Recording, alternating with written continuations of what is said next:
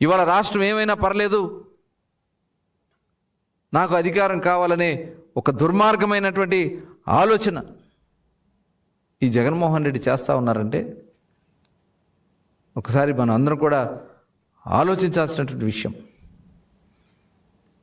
ఇవాళ మొత్తం కూడా ఈ భాగవతం మొత్తం సిట్ వేసాం.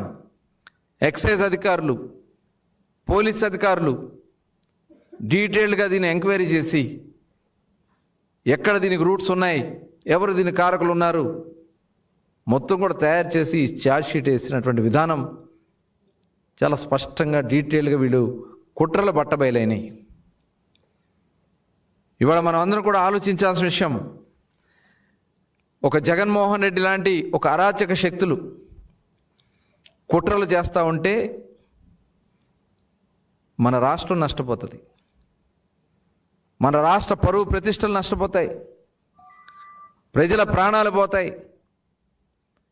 ఇలాంటి దుర్మార్గమైనటువంటి ఆలోచనలు చేస్తున్నటువంటి రక్త పిశాచి లాంటి జగన్మోహన్ రెడ్డిని ఇవాళ ప్రజలు చిత్తుగా ఓడగొట్టినా ఇంకా ప్రజల్ని పట్టి పీడించే కార్యక్రమాలు చేస్తూ ఉన్నారు.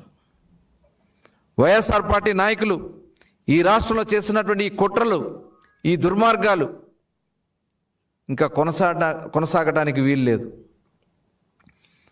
ఇలాంటి వ్యక్తుల్ని తరిమి కొట్టినా సిగ్గు లేకుండా ఇవాళ వచ్చి రోడ్లెక్కి బరి తెగించి మాట్లాడుతూ ఉన్నారు.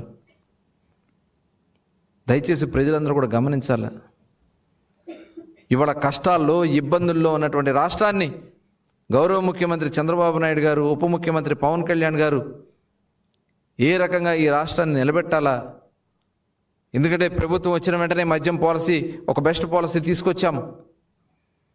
ఎక్కడా కూడా అవినీతికి తావు లేకుండా టోటల్ ట్రాన్స్పరెంట్గా ఏదైతే ఎక్కడి నుంచి అయితే ఉత్పత్తి ప్రారంభమవుతుందో చివరి వరకు ట్రాక్ చేసే విధానాన్ని పెట్టాము.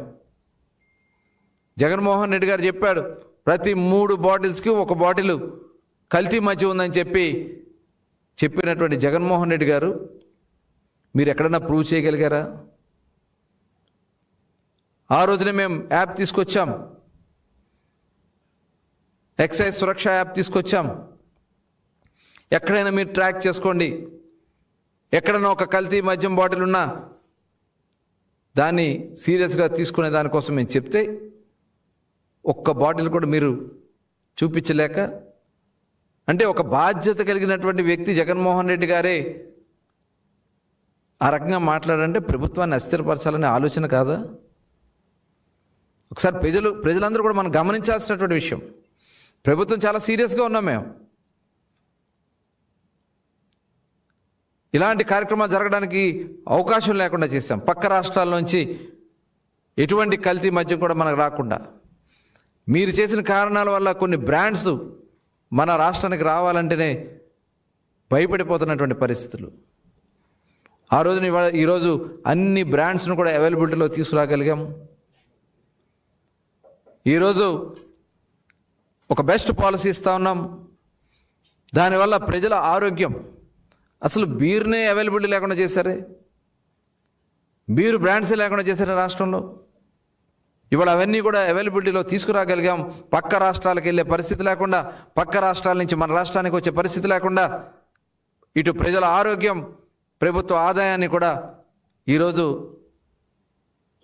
ఒక పక్కన నిలబెట్టుకుంటూ ముందుకు సాగుతూ ఉంది.